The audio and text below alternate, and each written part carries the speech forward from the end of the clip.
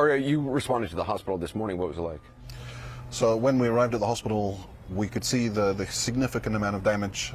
The missile struck one of the hospital buildings, but it wasn't just that building that was affected because of the blast effect of these huge missiles, these 1,000-pound missiles. The blast effect was felt all the way around the hospital. It's a huge grounds, lots of windows blown out, doors blown out, medical equipment affected.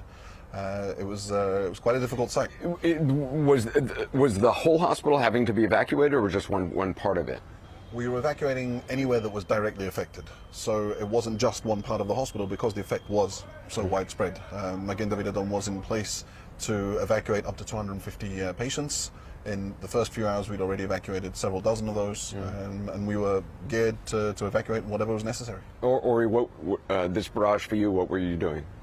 So, yeah, we were just talking about that before. So, when Ari was on his way down to Beersheba, I was on my way to a different scene in the central part of Israel, where we had a missile attack straight into a region of 5 buildings that were really close to each other, and we saw the building right in the middle that got directly hit.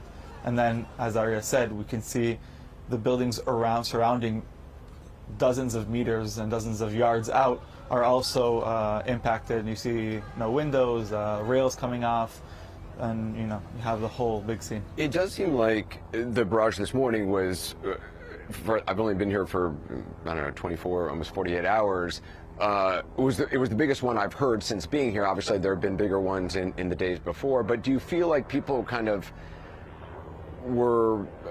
is everybody still going to shelters as much as they were before? Is there sort of a more sense of things getting back to normal, and then this kind of was a wake-up call? I don't think it's a question of getting back to normal. People are still following the instructions of the Home Front Command. They're still seeking shelter. We've got a few minutes warning with the missiles that are coming from Iran. We have a few minutes warning, so the population is following the guidelines that they need to be following, and it's something that has saved lives, despite the fact that we have treated over 800 people. Unfortunately, over 20 people have been killed. Nevertheless, the population is still very much geared up into a war situation. So we are still seeing people following those instructions. Nevertheless, what we saw today, although the barrage wasn't any bigger than what we've seen in the past, what we did see were 2 very susceptible targets. One of them obviously being a civilian hospital treating women in labor and people having surgery and elderly patients and cancer patients.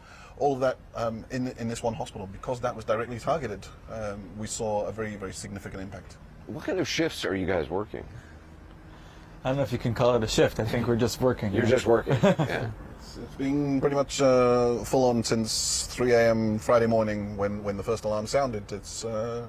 We have to be prepared for anything that might happen. Again, that's me making sure that our 35,000 volunteers are ready to go at a moment's notice, making sure that all of our vehicles are manned 24 hours a day, 7 days a week, making sure that we have everything in place, the equipment, the vehicles, wherever they need to be to make sure that we can respond.